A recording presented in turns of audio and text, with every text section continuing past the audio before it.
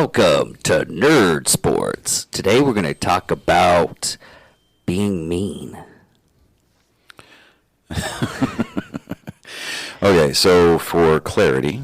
Yeah, for clarity on this, people are getting fed up with the refs going out and giving out penalties for taunting in the NFL. And I watched a whole little video of it. And, yeah. You're going off the aspect of, it's unsportsmanlike, which it kind of is, but, you kind of want to hone your victory, but not get... I agree with the whole not getting into the person's face and everything. Yeah. That I totally agree. You don't do that, but, height and stuff like that. But it's getting to the point to where it's almost like, what do you say? There was a spin the ball to where they got a taunt and spiking the ball. And back in our day, there was the same thing to where they had to stop the victory dance. Of course, basketball did a lot better with the river dance type stuff. Well, okay, so in the case of the NFL, all right, so we saw a couple of those calls this weekend, and the most notable one was going to be from Lamar Jackson. And he was running in for a touchdown there at the end of the game, and he did kind of like a flip into the end zone. Mm-hmm. It wasn't needed because there was nobody there to try to cut his legs out from underneath him or anything like that. It was just straight up taunting, and I think that with the purpose behind those calls is it's unsportsmanlike conduct. The NFL's got a hard enough time as it is managing its image. They don't need the athletes out there acting like complete jackasses. It's not like one of the NFL didn't come out of the closet and end up killing people. That never happens, right? Again, that's not the point. I got you. Put that it's it doesn't do anything to advance the game. Whether or not these guys, I've stated a few weeks ago, I think it was about a month ago on one of our previous shows, whether these guys want to admit to it or not, whether they want to acknowledge it, whether they even want anything to do with it or not, it's irrelevant. But these guys are role models. And what the kids that are at home watching the games on TV with their parents are doing is they're looking at the way that these athletes behave. And you're going to get your holding calls, you're going to get your face mask calls, you're going to get your pass interference calls, you're going to get your false starts, your offsides, your encroachments, and things like that. But the taunting, for me at least, it has no place in the game. Because, you spike a ball next to the head of a guy that, just tried to tackle you and prevent you from scoring. Or, you get a much-needed first down, and so what happens? You turn around and you spin the ball right in front of the face of the guy, what good does that do? If anything else, all it does is it backs your team up because then you get that 15-yard personal foul. And it completely undoes and then some any progress that your offense has fought hard to get. And it could have very well taken you out of a potential game-tying or game-winning field goal range. It's just dumb. It's unnecessary. There's a lot of things in the NFL that are unnecessary.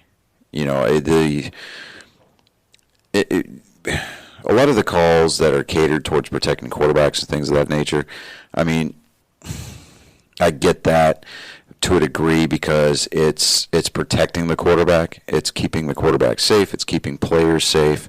There's no targeting. You can't lead with the crown of your head because, you can end up hurting yourself or the other guy, up into including paralysis or even in worst case scenarios, death. Okay. I get all that. I get the concussion protocols that are in place, and it's all about player safety, and it helps as far as the rules and competition committee are concerned, it helps protect the longevity of the player. Because if you go, and there was a study that was done a few years back that with out of all of the professional athletes, after they retire, NFL players are 50% more likely to become addicted to opiates because of pain.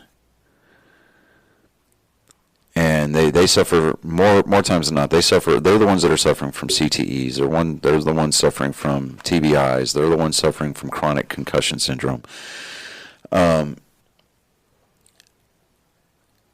And I mean, these guys get in there, they're amped up. I mean, a lot of these players play pissed off because that's how they do it. That's the mindset that they choose to adopt whenever they're in there playing. And you're going to get a guy in there that's going to act like a complete jackass because why? He did something positive for his team, as far as like gaining yards or scoring, only to have it pulled back or have a penalty assessed after the fact because you're being a complete jackass. At the end of the day, it still boils down to a team sport. And while I'm all for having personality in the game because it makes the players a little bit more relatable as far as the fans are concerned, it doesn't do the game any good. It really doesn't. It would be like I mean, I'm an old-fashioned kind of guy, like especially when it comes to baseball. The occasional brawl is fine. Okay, these bench clearing brawls where the players are getting into it because somebody got hit with a pitch. It's the intent of the pitch. It's the actions of the person who charges the mound. I mean, if you're getting up there and you're just swinging, fine, clear the benches, do that. But if you start throwing helmets, you start throwing bats, you start leading with your spikes with the intent to cause harm, that's a completely different animal. That kind of behavior is not necessary in the game. Unless you're in hockey, then I was going to say, in hockey, I mean, they have enforcers that actually that's their whole job. Yeah, that's their job is to get out there and to be a goon. Yeah, but I love that movie. That was actually good. Yeah, the first one was pretty good. I still haven't seen the second one. The second one was all right. But it as far as the taunting rules are concerned, I mean, they're allowed 2 personal fouls, 2 unsportsmanlike conducts per game before they're ejected. But I don't know. I mean,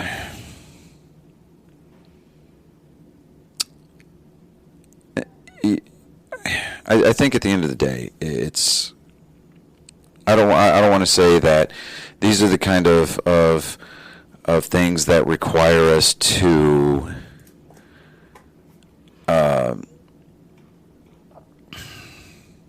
like assess penalties or anything like that, but more of at a certain point, people are going to be like, okay, I'm going to get away with 1 per game. And you're going to find players just like in any other area. I cannot talk today. Any other area of life, they're going to push the limits to see how far they can go. What is that line? Where's that line at between? Okay, you're just on this side of the gray to okay, now you've crossed the line. I think at some point, if we start seeing players test those boundaries, we need to make those rules a little bit more stiffer. I mean, then we need to make the penalties a little bit more stringent. Well, that's what they're doing this year, from what I'm seeing, and they're trying to burst it a lot in the games to basically enforce the rules, so to speak, and get it to where everybody is on the same page. Yeah, basically. I mean. And on top of that, I mean, we're looking at things like pace of play. I mean, that's unfortunately become part of our vocabulary when it comes to sports. I mean, baseball's got all these different rules in place to kind of speed the pace of play up in a game because, I mean, it takes 3 hours to play a 9-inning game. But as it is, you go to an NFL game or you sit down and watch an NFL game, it could take up to 3 hours to play an hour or, a 60-minute game between halftime, quarter breaks, penalties, timeouts. It drags on. and I don't like it. I don't like seeing the taunting. I don't. I mean, there's a fine line between personality and just basic being a horse's ass. And I just don't agree with it. That's my stance on it. But as far as the NFL, now before we get there, the people watching on YouTube, yes, my hat. I'm going to address this hat. This show's called Nerd Sports, okay? David and I are both nerds. I'm more of the sports guy than he is. But for those of you who know, I shouldn't have to explain myself, but for those of you who don't, my hat is Jane's hat from the series Firefly. And yesterday, in the fictional universe of Firefly, September 20th was Unification Day. So, you know, there it is. But, just, all right, anyways, that's out there. And plus, on top of that, it's comfortable, and any man who wears a hat like that out in public, it just says he ain't scared of nothing. That is true. It is true. Now, another football news is the Raiders Black Hole Fan Section co-founder, Rob Rivera, dies from COVID complications. Now I understood what happened. Apparently, he founded the fan base, and I was reading it while I was trying to listen to you at the same time. I'm not multi-talented as listen and read at the same time, but I was giving my college try. But it was a location section of 104 to 107 of the Oakland Coliseum Southern End Zone. But since the team moved, 2020 moved to Las Vegas, it now resides in the Southern End Zone. But the founder ended up passing away this week. Man, that's sad. Another sports news is, oh man, I just had it here just 5 seconds. What? Okay, I don't need that. It was college. Utah starting quarterback Charlie Brewer leaves program just 3 games into the 2021 season. From what I was reading on this, he left, and the coach was like, well, which and best which is, blah, blah, blah. He left because the senior complications, I guess from last year's football game that wasn't all that. Right. He just felt that he was not quarterback material. So that happened. Yeah, going to go over the scores here real quick. Excuse me. Week 2 of the NFL was pretty entertaining. The New York Giants continue to be a disaster. However, they barely got beat. They got beat by 1 point by the Washington football team, but a loss is a loss. They lost 29-30. The Patriots' first round draft pick, Mac Jones. Their quarterback. I'm looking it up here. I feel like a freaking moron, but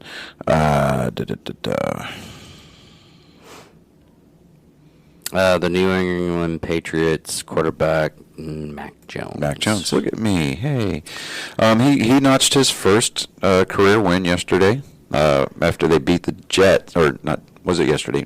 Sunday, when they beat the New York Jets, the 11th straight time in a row. But they beat the Jets 25-6.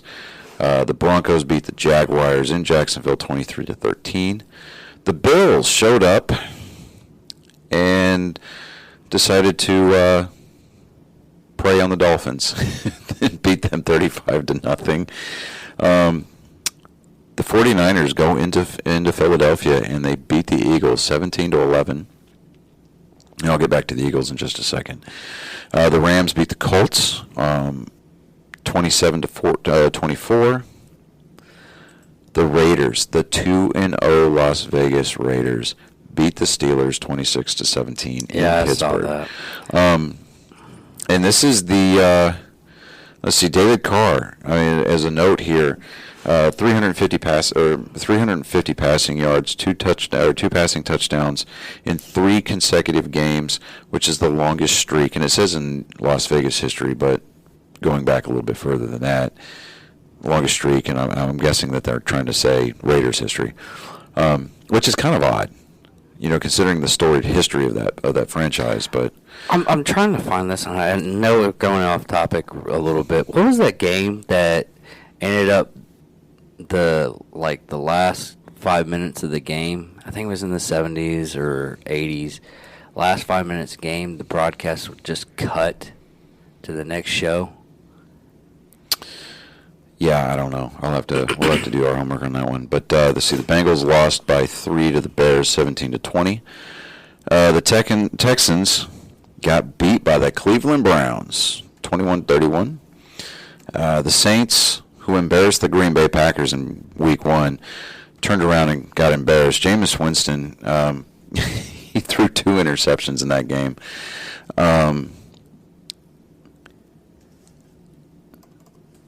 And they got pummeled by the Panthers 26-7. The Cardinals beat the Vikings 33-34. Oh, it wasn't even that. Okay, it was the Oakland Raiders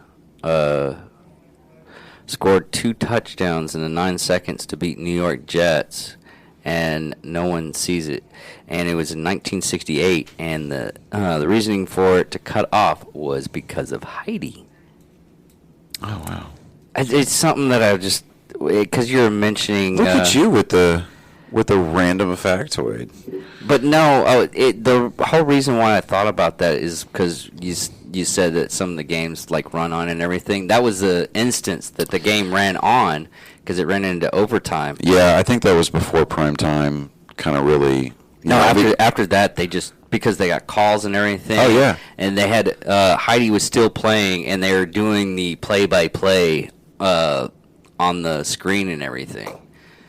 You can watch it on YouTube. Wow, that's funny. Yeah, it is so hilarious. Yeah. So Tom Brady again showed why he is the GOAT. Yeah, Sunday he had 4 touchdowns in 4 straight games. It's the second longest streak since 1950.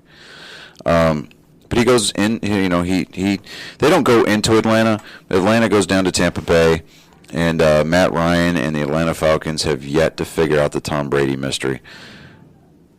So there's that. The Titans beat the Seahawks in Seattle, 33-30.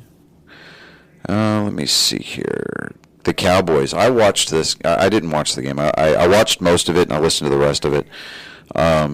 They beat the Chargers in LA 20-17. You kind of had the feeling about this game that it was going to be who was going to kick the last field goal, and that's exactly what it came down to. Greg Zuerlein kicked a 52-yard field goal to win the game, or 56-yard field goal as time expired. So that was a pretty exciting win. I'm not going to be like, we them boys, because I'm never going to say that ever. But I wasn't even going to mention it. We could have just swept it underneath the table, and I would have been all right with it. I'm just saying. But they did win. They did get their first win of the season. Let me do this in the Nerds ways. The Cowboys did win honorably in the put of combat, so they were victorious. A little redundant there, but okay. Let me try here. The Cowboys go into the relatively new battlefield of SoFi Stadium, nestled in the outskirts of Los Angeles, the city of angels, and squeaked out a win on the foot of Greg Zuerlein. Fuck you for saying that, Barry. Damn you, wordsmith. The Sunday night game between the Chiefs and the Ravens, that was a good game. It was really hard to pick a favorite in that game, but the Ravens, they literally squeaked out a 1-point victory. That's been happening here lately a lot. Yeah. It's either 1 point. Well, because you had two marquee quarterbacks going against each other. You had Patrick Mahomes for Kansas City, and then you had Lamar Jackson going for Baltimore. But now, again, a win is a win. The both teams are 1-1. But it's only week 2, so look for those offenses and defenses to make adjustments. I mean, both teams are going to be scary in the AFC, so it's going to come down to those two guys, those two teams, I think, in the postseason to decide who's going to go to the Super Bowl. And that's me calling my shot now. But the Lions and Packers on Monday night. The Lions came out to play. Unfortunately, they didn't come to play the whole game. They took a lead. They were up 17-14, I think it was. And then the second half started, and all of a sudden, Aaron Rodgers decided he wanted to play football. And so, I mean, a majority of the offense from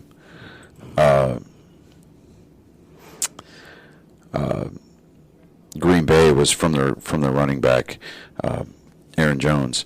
But fun fact about him, I read this today.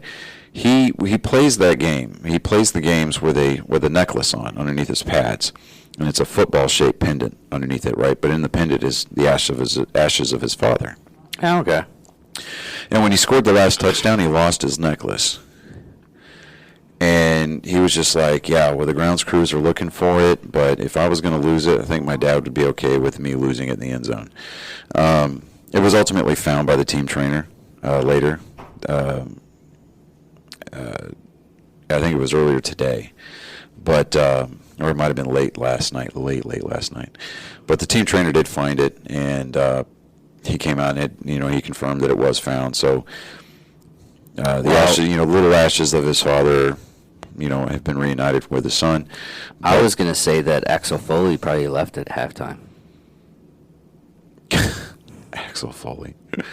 I can't even, dude. Do you get the reference? Because Axel Foley was from Detroit. Yeah, no, Yeah. I got Well, it. no, he always wore the Detroit Lions. I can't do the Eddie Murphy laugh. I'm sorry. Yeah,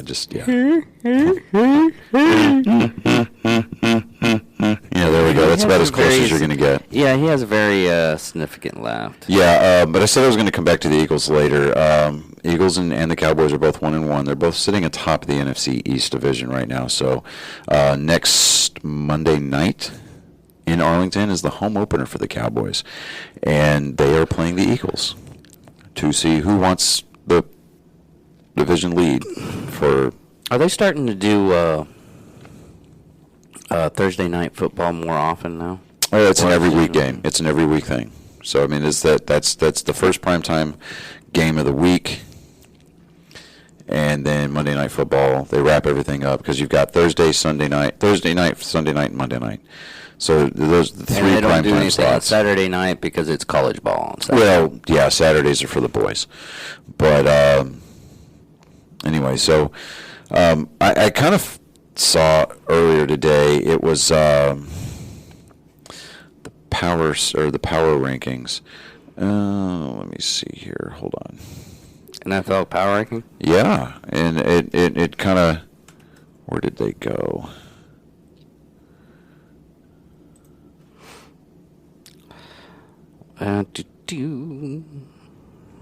Cardinals. Hold on. Cardinals, Raiders, and Seahawks. Top 3.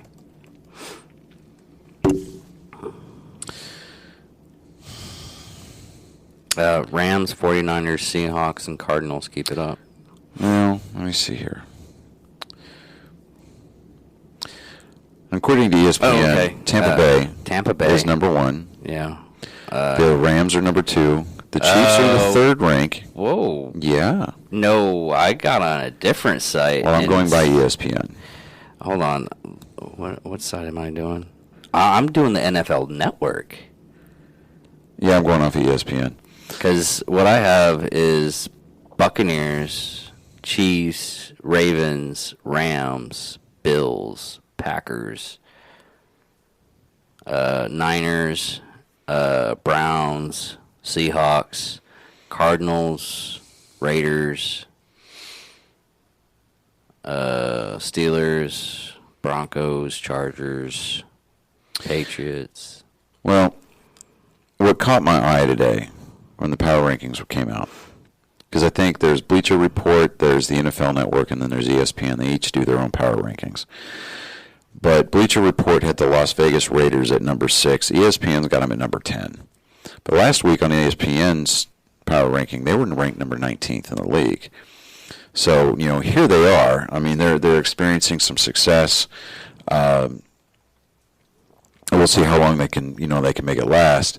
I'm not a Raiders fan by any stretch of the imagination, but it's still kind of fun to see what's basically been amounted to as the bad news bears of the NFL. I mean, it's like, okay, the Raiders, and I'm going to go out on a limb here, and I'm going to catch a ton of shit for it, but the Raiders fan base and the Cowboys fan base, they're kind of like kindred spirits, because neither team has seen their team win a Super Bowl in 20-plus years. That is true. And they're all like, this is going to be our year. This is going to be it. We got a great team. And then they start playing football.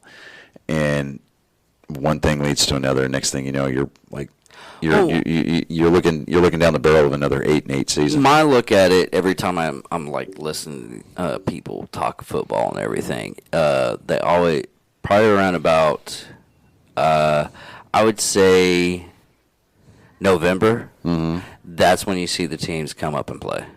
Yeah, and you got a lot of your injured players that go away and come back that time frame. Yeah, because a lot of the players get injured during the preseason. Right.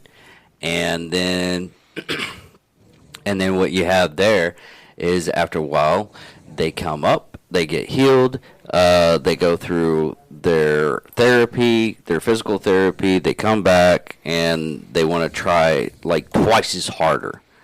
And those are sometimes the teams to look out for, sometimes they're not. Yeah. Now, moving on to baseball. Wait a minute, one last thing. No, hey, go for it. One last thing for the NFL. Yeah, knock yourself out. Kurt Warner.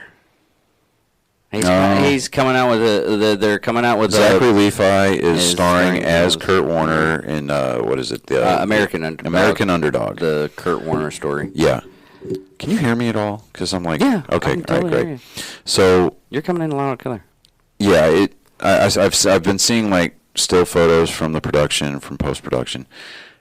It seems like a kind of a cool story. Kurt Warner. I mean, when the Rams went to the World Series, when the Rams went to the Super Bowl in 2000, and they beat the Titans. Okay. Kurt Warner was like the belle of the ball because, I mean, this guy started out bagging groceries to kind of like make ends meet. Well, he was still playing football, but he was doing it in those semi-pro leagues. Yeah. I mean, I get it. It's kind of a cool story, but I don't know. It's basically Invincible 2, in my opinion. Yeah, kind of, sort of. Yeah. The way I looked at it and everything, the only thing with Invincible, it was he didn't go to college. He didn't have any kind of prompts to go to college or anything, and he just got a chance. Yeah. So, which he has I think he has like a car dealership or a tire dealership in Jersey now. The guy that actually. Yeah, I think so. Yeah. But so the regular season is winding down. Well, I think we're now within 15 games left in the season, something to that effect. Tampa Bay, they've got kind of basically the lock on the division. Mathematically, they still haven't won it yet. Boston's 7 games back. Toronto's got 8.5 games back. The Yankees, they just cannot seem to figure out how to get into the win column consistently. They won yesterday. But who's the new National League leader now? For best record, it's still the Giants. Because, well, I'm just looking. But they've only got a one-game lead. Oh, it's the MVP poll. Never mind. Oh, yeah, no. My bad. Yeah, I'm not even going to get into the MVP discussions until the postseason starts, because traditionally you don't hardly ever see the guy who gets named MVP win the World Series. So, I mean, I get it. They're saying, okay, who's the most valuable player for this league? Who's the most valuable player for this league during the regular season? Who meant the most? In the American League, everybody's just going goo gaga over Shohei Ohtani. And I'm like, all right, fine. National League, that's a little bit more of a... I mean, everybody was talking about Fernando Tatis Jr., but, I mean, guy's been playing baseball with his head up his ass here the last couple of days, making some really stupid errors, striking out. I mean, he's just got bad discipline at the plate here lately. And I think a lot of it is just because, I mean, the season's winding down and it's the grind. He knows that their team's probably not going to make the playoffs. So I think he's kind of almost sort of checked out a little bit, because he's really kind of a prima donna. And that goes towards the sportsmanlike conduct. That goes towards the personality in the game. Be a personality. Be a positive influence. But show up and play your fucking game. Do your job. Day in and day out. You get paid to play 162 games a year. And if you're lucky, you get to play bonus baseball, but your contract has stipulations that if you make the postseason, that you get paid for that too. So he just needs to do what he needs to do, and that's play. Pure, plain and simple, hands down. That's all there is to it.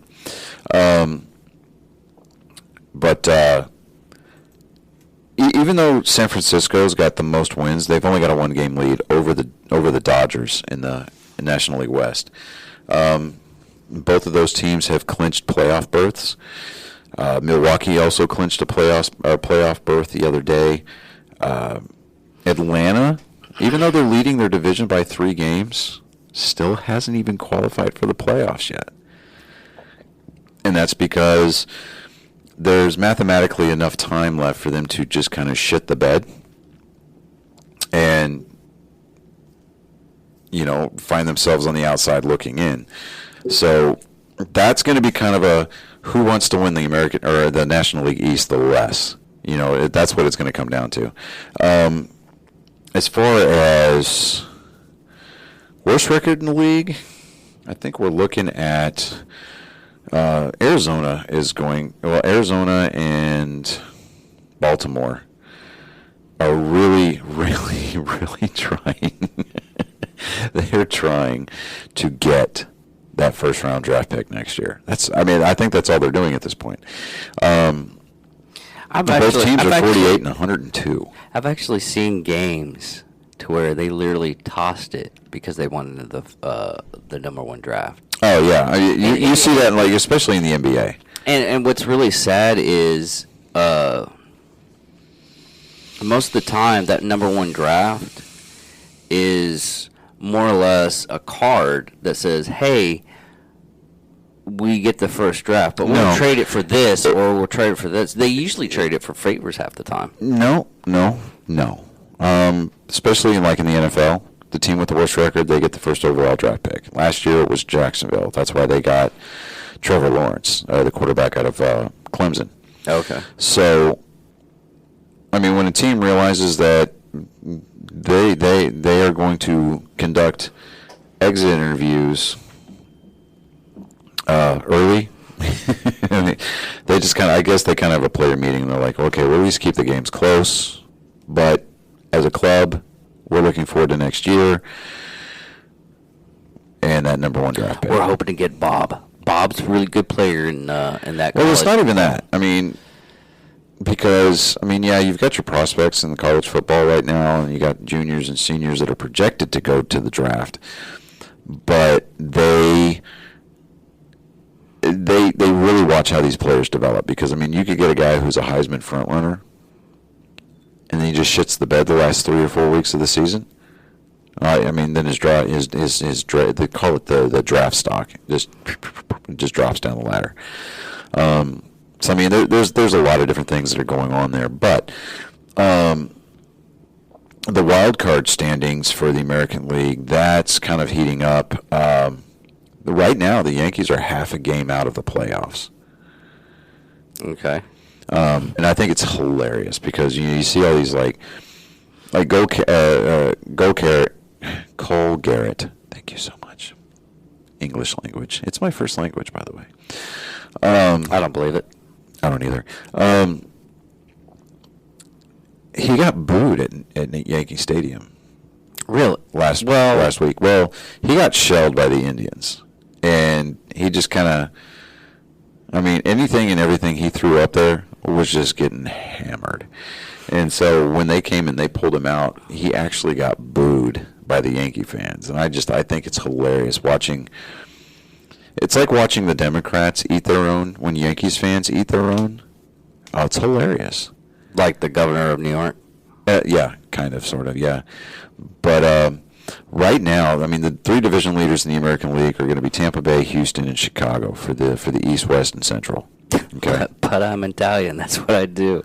Right. Hey, that's what I do, huh? That was so hilarious. I mean, you're trying to get out how to. This is. We're going to try to make this the only political thing. But it's still, and this is old news, but his whole thing was, well, I'm Italian. That's what we do. We do that. We touchy-feely. I touchy-feely everybody. Hey, how's it going? Did you just lay a finger in my butt? No. We don't do that. Okay. All right, so in the American League, right now it's Boston and Toronto. They hold the 2 wild card spots. What's funny is that this was supposed to be a rebuilding year for Boston. They weren't supposed to go anywhere. I mean, they weren't supposed to finish last. I mean, that's Baltimore's job. But they weren't supposed to make the playoffs. They weren't even supposed to get close. I mean, like I said, this was supposed to be a rebuilding year. So, you know, there's that. Toronto's scary. I mean, they are. They're really, really scary. New York has the potential to be scary, but they have to get out of their own way first. That's all there is to it. Moving over to the National League, San Francisco is in the West, Milwaukee's in the Central, and Atlanta's leading the East.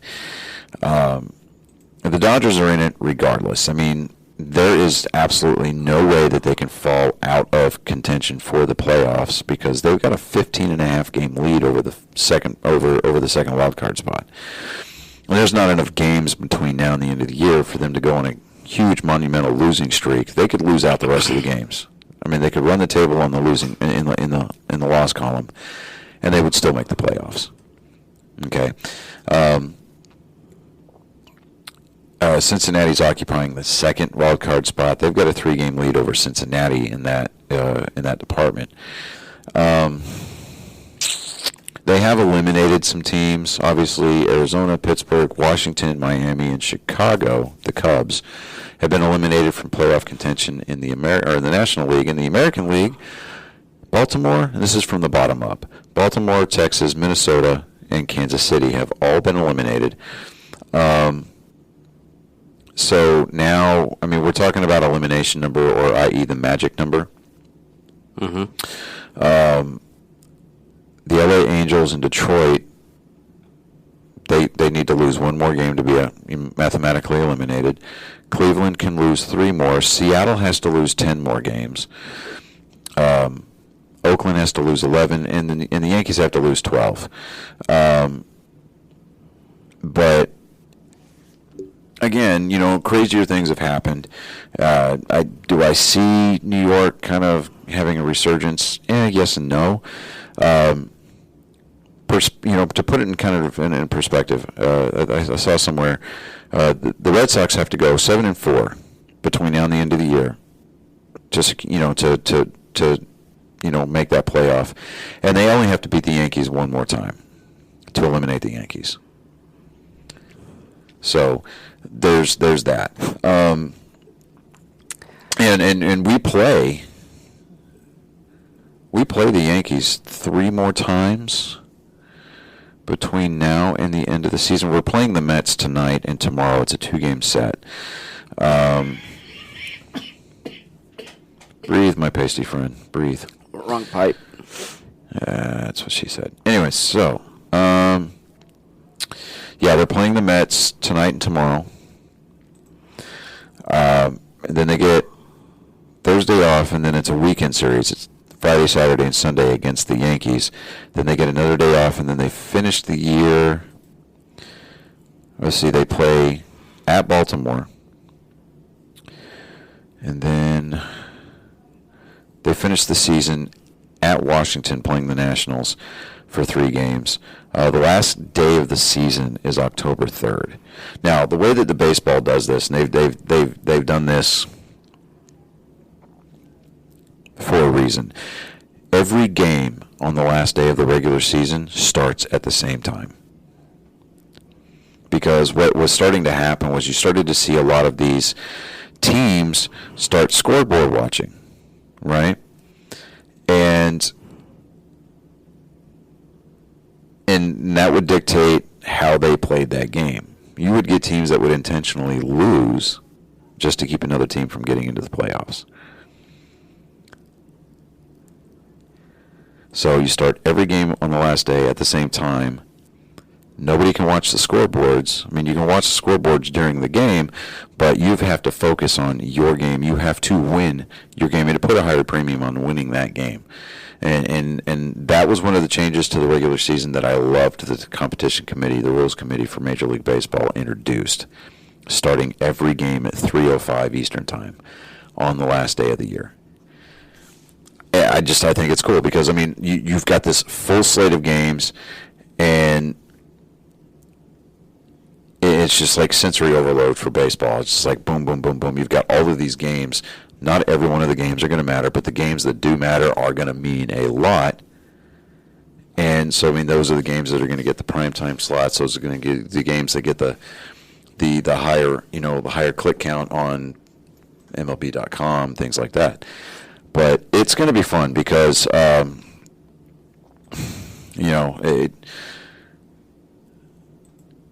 especially with the teams that have the wild card game coming up, you've got this managerial decision. Do you put your number 1 ace in there, or do you put your number 2 guy in there? It's like, how is my rotation going to work out to where I can figure out who's going to pitch that one game to dictate whether or not we get into the playoffs to go to that divisional round?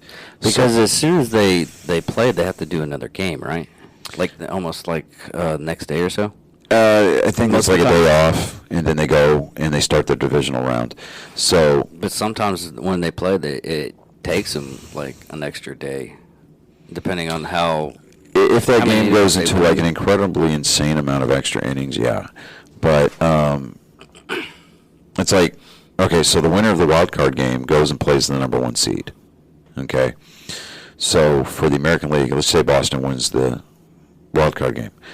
Then they have to go play their division rivals at Tampa Bay for a best-of-5 series. And once you get out of the divisional round, then you go to the League Championship Series, either the American League or the ALCS for the American League or the NLCS for the National League. So the winners of the 2 divisional rounds meet in the Championship Series, and then the winners of those Championship Series, the winners of the pennant for either the American or National League, they meet for the World Series, and that's a best-of-7. Okay. So, because it just seems like soccer with how many seasons there are. Because soccer has the semifinals, and that's not really the finals. Well, you've got like 60-something soccer teams. I mean, you've got. Oh, you got. And I'm just throwing numbers out here, but you've got several different leagues. So don't get that confused. I mean, just because they're playing soccer doesn't mean that they're playing for the same league. Because you're going to have the UEFA champions. You're going to have. Well, they're still going for the World Cup. Well, the World Cup qualifiers, yeah. Yeah. So, I mean, soccer is almost like a year-round sport. It's so ridiculous. But I mean, baseball is 6 months out of the year, and I'm like, okay, I'm happy with that. So. But, I mean, it would be nice to be able to watch a World Series game at Fenway in November when I go to Boston. But I'll be just as happy watching it from the Cask and Flagon on Jersey Street. find any restaurant or bar in Boston, and the game will be on. So I mean, that's just a given. But I mean, it's going to be fun regardless. Playoff baseball is what everybody strives for. I mean, yeah, it's that 6-month grind, that 162-game grind. I get all that, and that's awesome. But okay, there's only 32 teams for the FIFA World Cup. Well, yeah, because those are national teams. Okay. So, whereas if you're going to get like the UEFA or the Champions League or any of the other like the like the Central and South American leagues.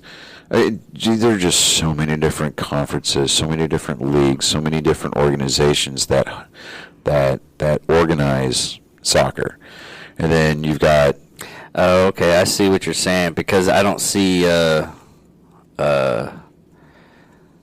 union on here. Yeah, so it's yeah. I mean, it's easy to get confused by soccer because they've got so many different leagues going. And every league's going to have its own championship series. And at the same time, the national teams are trying to field teams to qualify for the World Cup. Because that's the one sport that everybody in the world wants to watch. Oh, I could give two shakes of a rat's ass about it. Especially if Megan Rapone is still playing for the women's team for the U.S. If that purple-haired annoyance is still playing for the women's national team, I'm tuning out. I just don't care. I gotcha. I really don't. But with playoff baseball coming, it's going to be a pretty fast-paced postseason. It's going to actually feel like playoff baseball as opposed to last year when everything was being played in a bubble, with the exception of the National League Championship Series, which was hosted in Texas at the Globe Life Field because it was a neutral site because of the whole COVID thing. And then the World Series was played there too. So, but that one was played in front of fans as well because Governor Abbott was like, "Fucking open the doors and let people play, let people watch." Which I was like, great, because the World Series should not be played in an empty stadium. Screw that. I wonder how echoey that crack of the bat would be though. Well, I mean, I was there because watching the when I went to go see the Red Sox lose to the Rangers. It was a packed stadium, and the acoustics were still great, and there was people in the stadium. Well, listening to the UFC fight when they didn't have any people there, dude. Yeah, you hear everything. Yeah, you hear you hear some of the most vulgar shit coming out of people's mouths. Well, not even that. It was...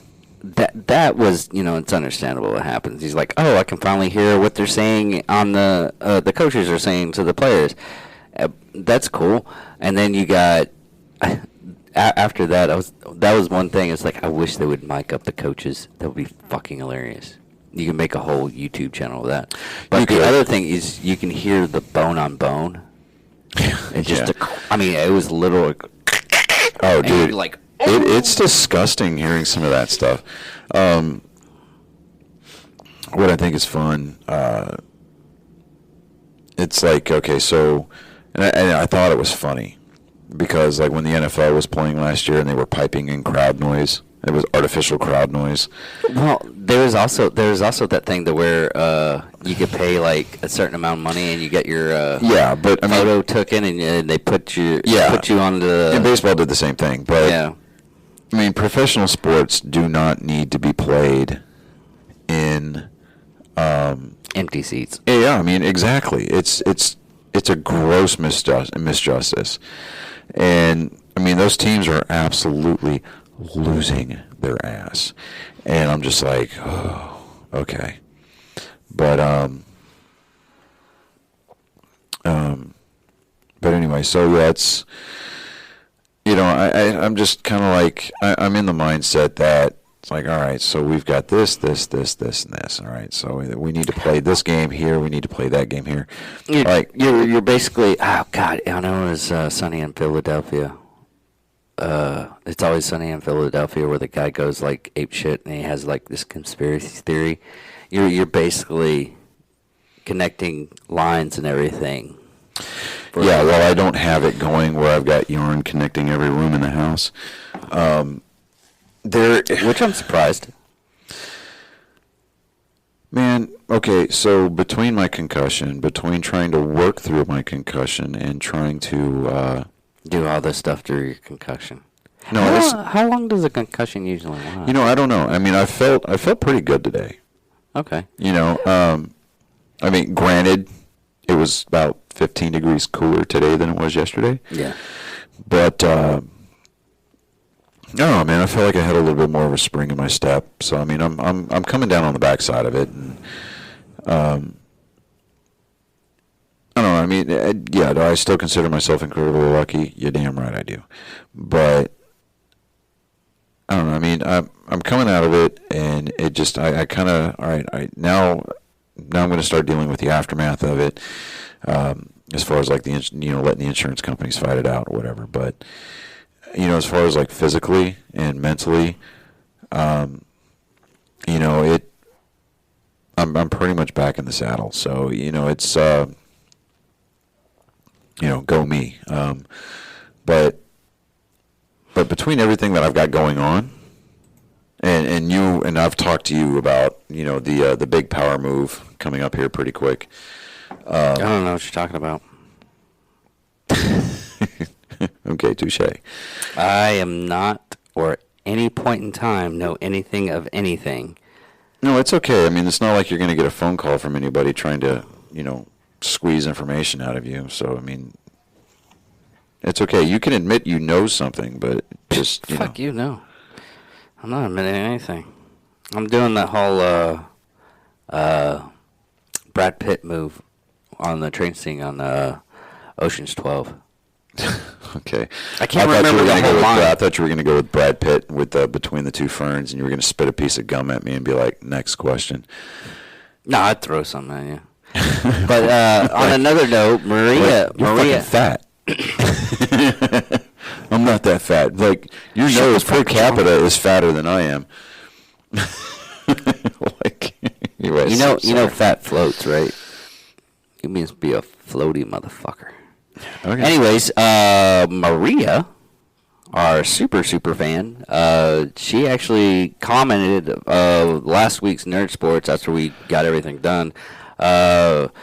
She was saying, Johnny, so glad that you're okay. Praise God. Second, David, I have never seen anything other than your profile. This is a nice change of pace.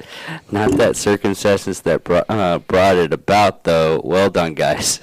Oh yeah, okay. So it was our Zoom episode. That's what. Oh, yeah. Okay. That's what I was. Yeah. Yeah. That thought came to my mind the other day. I was like sitting there going, "Huh." I kind of wonder, like, I do feel that I'm better looking than you. I mean, it just feels. I mean, this just. If I get a vote of how many people find me more attractive than you, I would be perfectly fine with that. Mm-hmm. I'd probably end up losing perfectly, horribly. Yeah, I'm gonna let you. I'm gonna let you kind of roll with that, and yeah. Right. But don't be a bit surprised when you wake up in the bathroom and realize that your hand has fallen asleep on you because you're just that bad. That it was all just a dream. And it's not even a wet dream. I mean, it's going to be more like one of those realization dreams. It's going to be like one of those like wet farts that's going to itch when it dries. Oh, I hate those. Because you don't want to like itch it right away because you just hold off and you just like you have to look around because you're gonna have to like if you get one of those like it's gonna itch when it dry farts. I mean it's one of those. Figure out the priorities for the day. Call it. No, after that you just go take a shower. Let me finish. You at the very least take a time out for the day. You go home, you take your underwear, and you either spray them with Shout or you just throw them away, and then you just climb in the shower. Dude, I've read so many stories that when people do that, they legitimately, they're like in the bathroom, they just toss their fucking drawers. Okay, so I was in a ruck, and I thought I had to fart. Nope, absolutely not. I've got stomach issues anyway. Yeah. So, and Don't tell me I'm you fucking did that. no, I'm admitting this. Hold on, I'm admitting this. I'm not too proud. I shit myself, right? Just like any good grunt at any point during the course of their life does. They Or shit. marathon runner. Yeah, we're a marathon runner. I shit on myself, and it wasn't by accident. It wasn't like a full, hey, here's a log falling down my fucking leg. It was one of those. Okay, this was kind of like. It was wet, and I'm like, okay.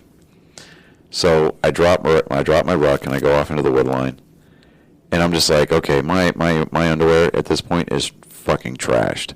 So I take my knife and I cut them off of me. I just because I'm not going to untie my shoes.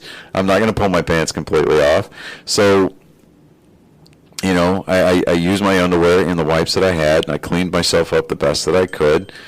I went commando, free-balled it, pulled my pants back up, got back out on the trail, grabbed my ruck, and... It's not it's not as bad as Latrell. He has horror stories of doing that through recon. It was and this is a submersible recon. Yeah. Dang it. And this wire's got to go. And they're in wetsuits. And they had that problem, and they just legitimately was like, well, I gotta go use the restroom. It's like, no, we gotta do this recon. Well, what do I do? Let it all go. We'll scrub you off afterwards. And they legitimately, after they take off the wetsuit, because it all pressurizes and keep everything sealed, so they have to go in and just power wash the guy afterwards. Yeah, because... And he describes it as, oh my God, it's the most horrible thing. It is. It really is, because your skin gets incredibly raw, because it's like, all right. Well, it's acid. It is. And all it is expelled acid. It is. It's exactly what it is.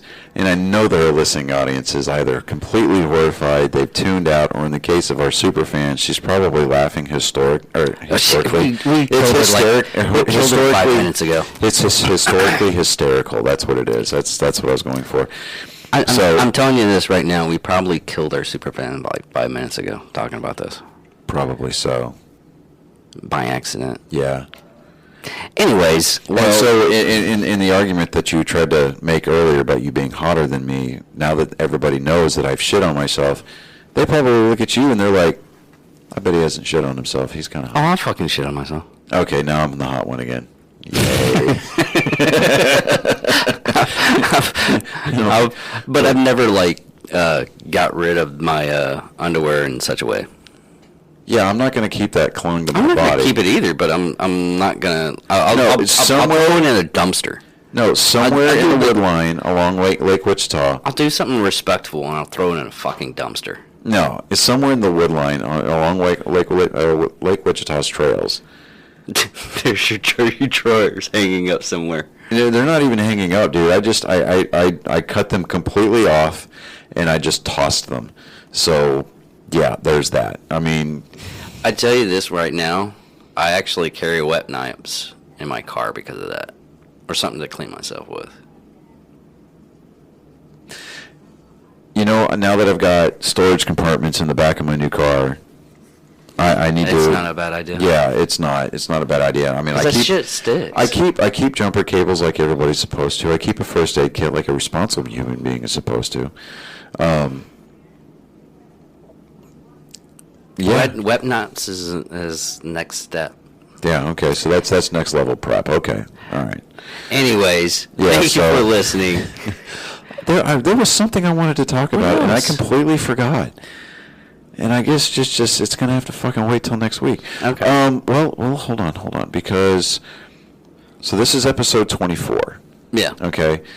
We need to do something like For big 25? for 25. Oh, you know what? We didn't even say that for the What Hell episodes and the Psychopaths we already recorded. We're up to 50 subscribers. Oh yeah.